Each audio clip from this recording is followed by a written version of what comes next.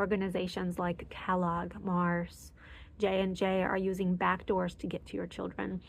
They are taking advantage of broken families, fatherless homes. RA, IBS, chronic fatigue, all of these conditions are not the rite to passage. Okay, you don't just have babies and then fall apart. They arrested their autoimmune conditions, and they all have one thing in common, and our bodies are just fighting to stay alive. The knowledge is in the palm of our hands, and universities are 20 years behind. Chemists are feeding the population. Like, who do we turn to? Who is not compromised? Hey there, thanks for your time. So RFK Jr. had hosted a health crisis roundtable with doctors, nutritionists, and food advocates. And I watched all 3 hours. I wanted to reflect on it from a perspective of a young mother, a millennial mom who just wants to do her best and raise the healthiest kids possible.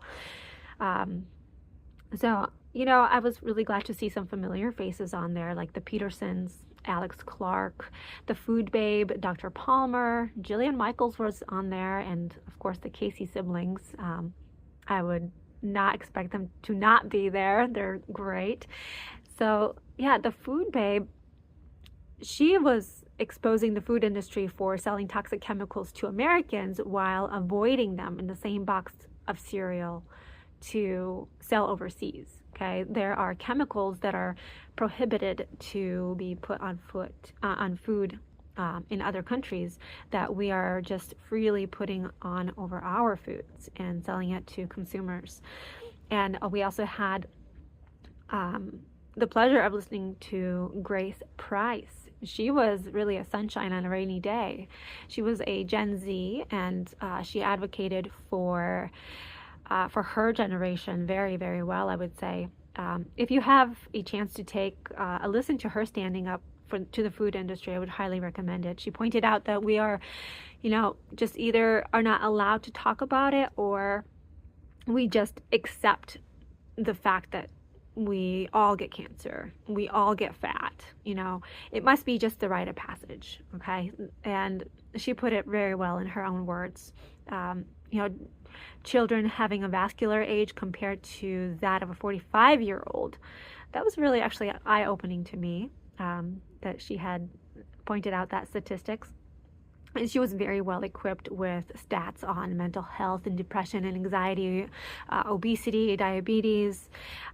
She was really showing that it's all on the rise, and it will continue to rise unless we make radical changes. And I agree with her on stating that food guidelines is a mere theory and experiment, and we can see it, and we can see its results from the conflict of interests and from the horrible health crisis that we are having today, especially that's evident in the younger generations. I mean, I would say millennials are in it, but Gen Z is definitely suffering from it. I don't know if you've seen videos like Gen Z is aging like milk and all of that. It could be contributing to their health, not just implants or injections. Anyway, I digress. So yeah, the Casey means and Kelly means, they were also on point. I mean, if you had not heard them before, they are a very powerful sibling team, and they have been advocating for change in the food and health industry for quite a bit here. They were well spoken, I would say, and they are very well spoken, and they're pretty loud in the health conscious circles. I would encourage you to listen to any of their guest speaker appearance on social media platforms. Recently, they were on Tucker Carlson's network. Now, the two also wrote a book together. If you are into reading, it's titled Good Energy. I really appreciate that Casey exposed a prestigious university that she had attended. She exposed the prestigious education system, I would say, in the fact that it is lacking in the medical education aspect. To her point, the universities, they used to be those four walls that holds all the knowledge, and we have to pay a lot of money to get in those four walls and discover things or to gain knowledge. now the knowledge is in the palm of our hands, and universities are 20 years behind. Like, how is that possible? How is it possible that patients are educating their healthcare providers? Or worse yet, the healthcare providers are gaslighting patients with snarky remarks, like, get a medical degree and then come talk to me.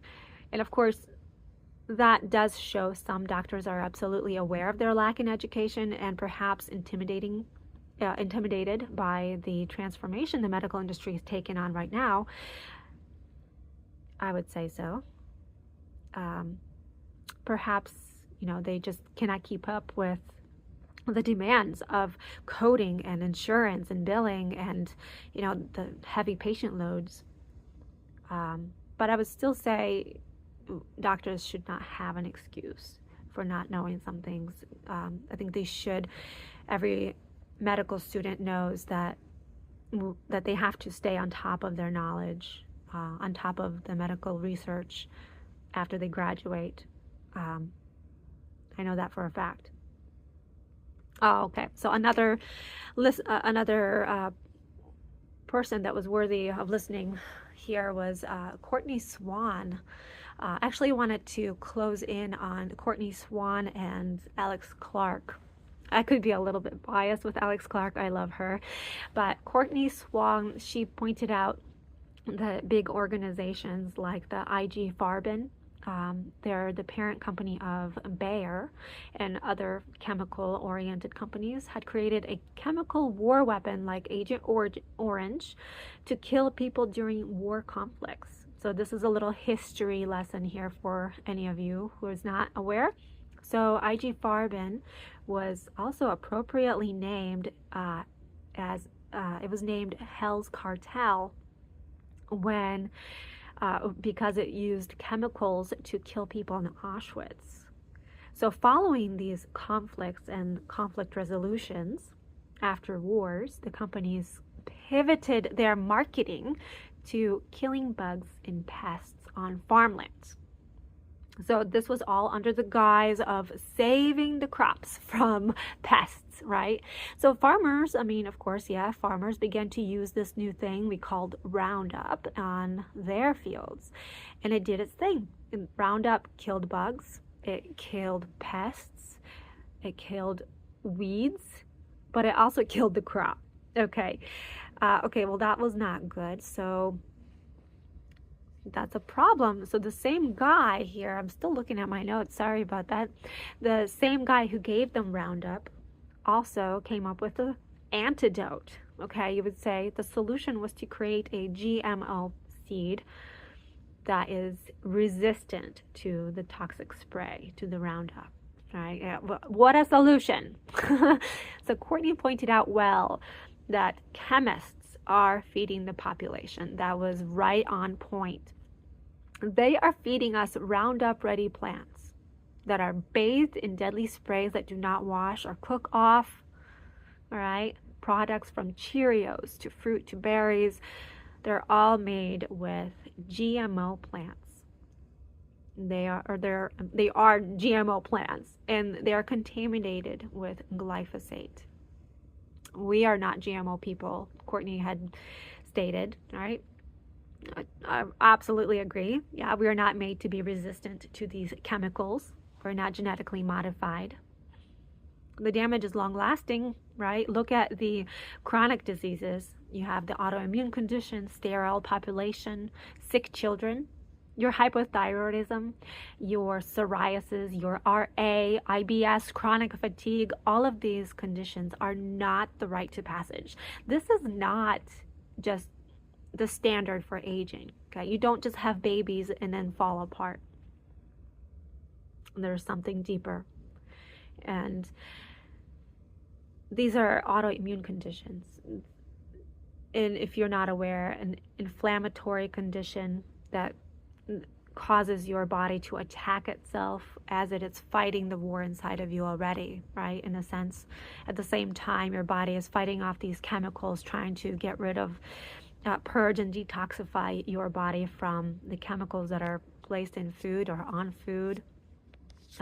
At the same time, your body starts to attack itself. It sees your some of your body's cells as villains, in a sense. So you also have thousands of ordinary people. They arrested their autoimmune conditions, and they all have one thing in common, and that is the elimination diet. All right, so the plant-free diet, like the carnivore diet, heals a leaky gut. And like, why do you think that is? Okay, the leaky gut is prevalent in autoimmune conditions. And as Courtney had pointed out with a very common sense question, if glyphosate was made to sort of damage and eventually explode the gut of insects, that's how it works on the insects, why could it not do the same to us? Like, bell goes off, right? The bell goes off. Why do we have so many? We have leaky gut syndromes, and we have autoimmune conditions, and our bodies are just fighting to stay alive. So the really eye-opening thing was that big companies know their products are harmful, and they are working with governments to ensure that they are safe, that they're protected. And the government is complicit in protecting their organizations. And so are other three-letter organizations. They're very much complicit in here. Now, let's take a look at the Pediatric Association. The Pediatric Associations, this organization particularly, it just is pushing to dispense Ozempic to teenagers now. You have an overweight diabetic child, and the organizations are begging for it to be okay to give Ozempic to children. Horrible. Imagine a mother, okay, she's on a maternity leave, and she's already pressured to stop breastfeeding, as early as possible so she can go back to work. The pediatrician spends a day, 2 days in nutrition class, and she just suggests that this mother introduce her baby to rice pudding as the first real food.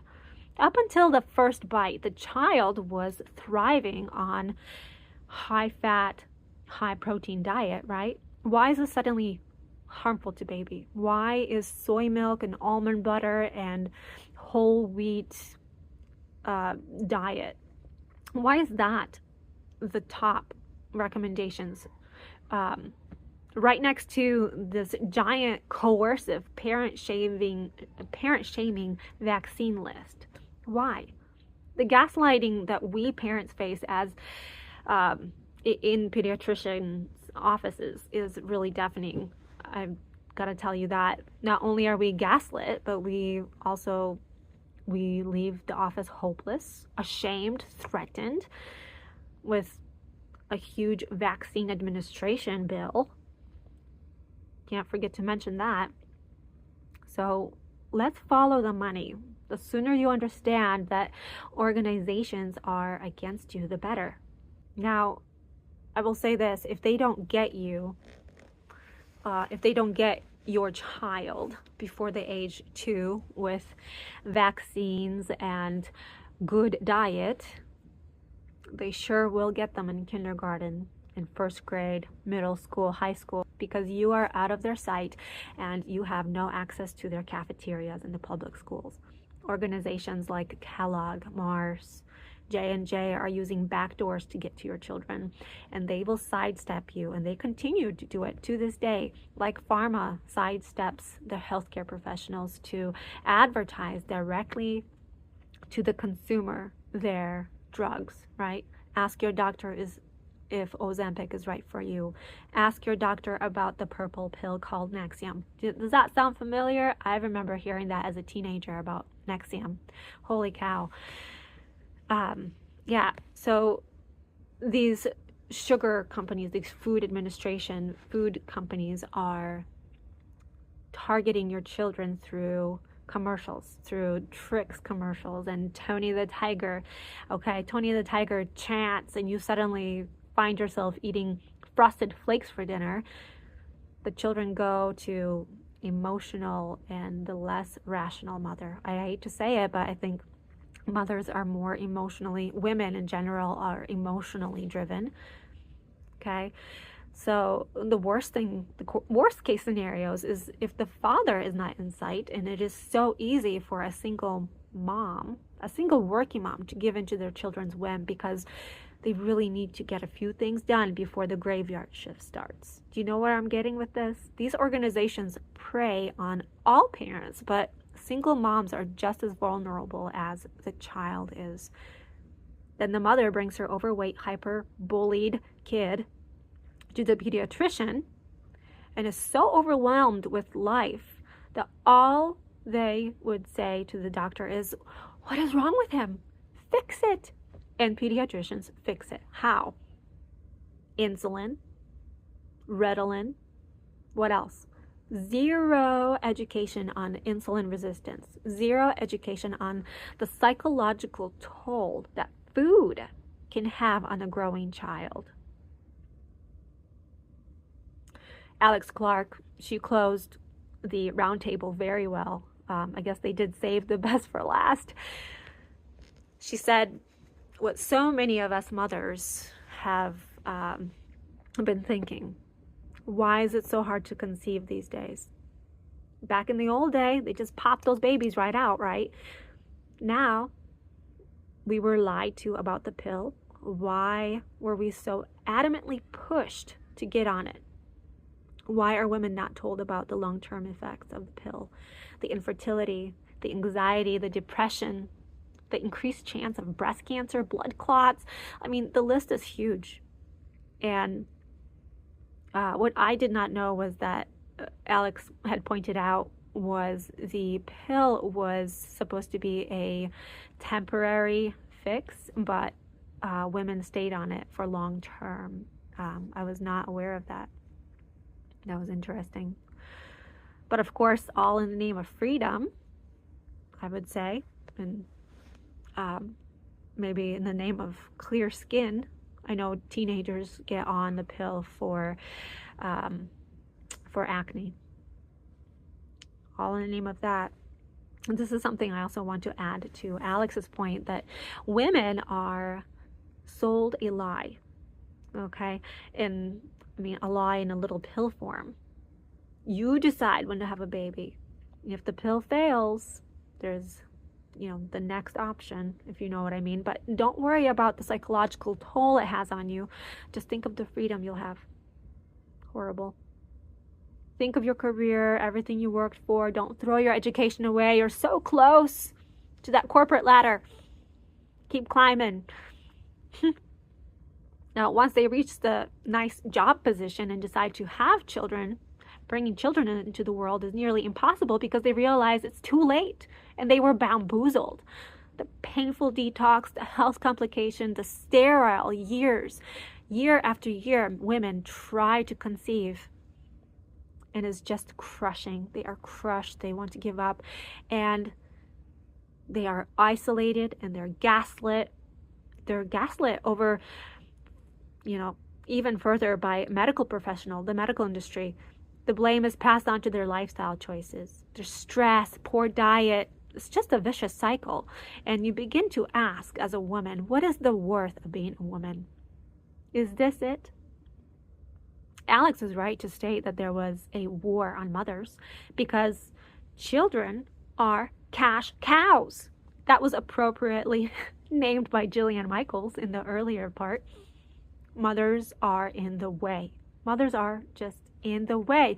You can really go down a rabbit hole and start connecting the medical industry and their attack on families when it comes to children, selective surgery and hormone replacements, hormone therapies. So honestly, as long as the fathers are out of the way, mothers are easy to scare and push aside.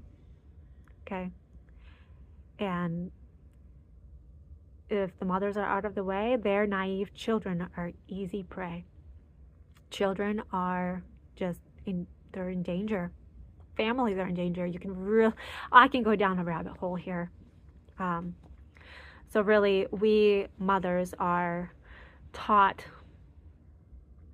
in such a way that now we're thinking, oh, we're doing everything right. We are following the recommendations. And in reality, we're just so exhausted. Like, who do we turn to? Who is not compromised? And all we hear is, have no fear, okay? Eat in moderation. What is moderation? I hate that word, moderation. Why is Coca-Cola funding the diabetics? Why is Coca-Cola okay for diabetics to have? Why is the American Heart Association so adamant about not eating red meat but eat lots of grain? So who's funding WIC? We need to follow the money. We need to start asking questions. And we parents, it is our children's lives, our children's livelihood. They are, the next best thing for the medical industry. And they are the target. Children are being pushed into the Ozempic era. They're being pushed into the taking depression medication.